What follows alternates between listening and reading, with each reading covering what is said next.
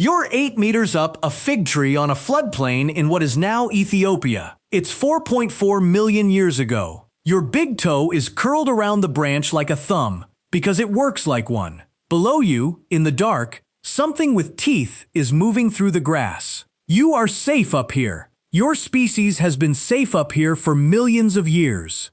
Tonight, you will sleep on a mattress, on the ground, behind a locked door. So why did anyone ever come down? The answer everyone knows goes like this. The forests dried out, the grasslands spread. Our ancestors were forced onto the open savanna, and there they stood up to see over the grass. It's a clean story. It's repeated in textbooks, and on the current evidence, it is mostly wrong. Start with the oldest decent skeleton anyone has. In 1994, a team led by Tim White of the University of California, Berkeley, working at Aramis in Ethiopia's Middle Awash, recovered 125 pieces of a single female skeleton from sediment dated to 4 million years old. They called her Ardi. She stood about 1.2 meters tall and weighed roughly 50 kilograms, with a brain around 350 cubic centimeters, about a quarter the size of the one you're using to watch this. Her pelvis says she walked upright. Her foot says she was still a climber. She had a grasping big toe, splayed off to the side, useless for a long stride and perfect for gripping a branch. Then came the part that broke the story. To reconstruct her world, the team collected roughly 150,000 fossil plant and animal specimens from the same layers. What they found wasn't open grassland. It was woodland, figs, hackberries, palms, monkeys, antelope, a river running through it. Nothing chased Ardi out of the trees. There was no savanna there to chase her. She was already standing upright while she was still living in the woods. So if the grassland didn't push us down, what pulled us up? In 2007, Susanna Thorpe of the University of Birmingham published a year of fieldwork from the Gunung Loser Forest in Sumatra. Nearly 3,000 recorded observations of wild orangutans moving through the canopy, each one logged against the diameter of the branch it happened on. The pattern was not what anyone expected. Orangutans didn't crawl on all fours out to the thin branches where the fruit grows. They stood up.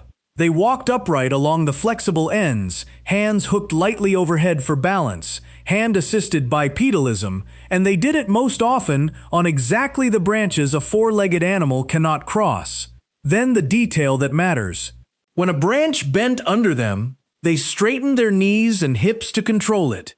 Every other primate does the opposite. Every other primate crouches. That straight-legged, extended hip gait is the single thing that makes human walking so cheap. And here it was, in an ape that almost never touches the ground. Everyone assumes walking upright was the invention that got us out of the trees. It looks more like an old tree-climbing trick we carried down with us. Which leaves an awkward question. If standing up worked that well up there, why come down at all? Because down there, it was almost free. Also in 2007, Michael Sokol, David Reitlin, and Herman Ponser published a study in the Proceedings of the National Academy of Sciences.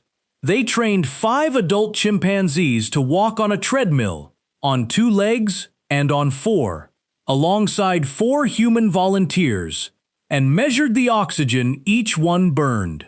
Human walking cost about 75% less energy than chimpanzee locomotion. Not 5%, not 20%. A chimpanzee spends roughly 4 times the fuel you do to cover the same stretch of ground, whichever way it walks. Put that in food. A body that walks like yours can cross the distance between 3 feeding trees for what it costs a chimp to reach one. Over a lifetime, over a species, that gap is enormous. Extended hips, long legs, less muscle fired per step. The anatomy that started as a way to balance on a bending branch turned out to be a fuel-efficient way to cross open country between the branches. And still, they didn't let go. By 3.66 million years ago, the walking looked finished. At Laetoli in Tanzania, Mary Leakey's team spotted tracks in volcanic ash in 1976, And in 1978, Paul Abel uncovered the trail that made the site famous. Around 70 hominin footprints running 27 meters across hardened ash, left by at least 3 individuals. Arched foot, big toe in line with the others. Heel strikes first, toes push off last. That is your gait. 3.5 million years before you. So the feet were done. The trees should have been history.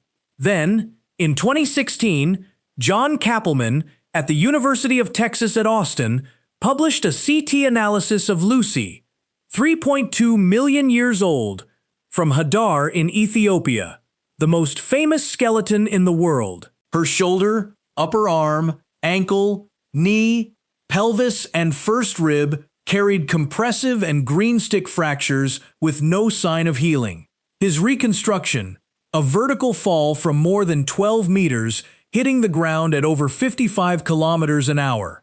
Lucy, the poster child of upright walking, appears to have died falling out of a tree. Not every researcher accepts that reading, but the anatomy leans the same way. In 2012, David Green and Zarasene Alamsegid described the shoulder blades of Selam, a 3-year-old of Lucy's species from Dakika in Ethiopia. The shoulder sockets point upward. Those are hanging shoulders, climbing shoulders. 3 million years after standing up, they were still going up there every night. Which tells you what the trees were actually for. Not travel, not food, sleep. So what finally got us out of the branches? In 2015, David Sampson and Charles Nunn at Duke University compared sleep across primates and ran the numbers on where humans should fall. Given our body mass, brain size, and diet, a primate like us is predicted to sleep about 9.5 hours a night. Humans sleep around 7. That is the shortest sleep recorded in any primate, and the highest proportion of REM, roughly a quarter of the night, more dreaming than any other member of our order. Their explanation is the sleep intensity hypothesis. A sleeping ape in a tree is a hard meal to reach. A sleeping ape on the ground is a free one. To leave the canopy, an animal has to make its nights shorter, and its sleep deeper, and it has to buy that safety somewhere else. It bought it with fire, and with other bodies. At Wonderwork Cave in South Africa's Northern Cape, Francesco Berna's team reported burned bone and ashed plant matter roughly 30 meters inside the cave, in layers about 1 million years old, too deep for a wildfire to reach, and the earliest secure evidence of fire at an archaeological site. A fire is a canopy you can carry, but a fire only works if somebody stays awake to feed it. That's the real answer. And it isn't the feet. Ardi's safety was individual. It was hers. She could grip a branch with her own foot, and no one had to be trusted, or trained, or woken at 3 a.m. to take a turn on watch. When our ancestors came down, they gave that up. They swapped a safety they could hold on to for a safety that had to be handed to them every single night by somebody else who chose to stay awake. Coming down out of the trees was never really a physical event. It was a social contract. So go back to that fig tree. 8 meters up, big toe locked around the branch, teeth moving somewhere in the dark below. That animal never had to trust anyone. Tonight you'll lie down on the ground, in the open, with your eyes closed and your back exposed. And you'll call it normal. Because 1 million years ago somebody stayed up and kept the fire going, and nobody has stopped since. The tree was a safety you could hold in your own 2 feet.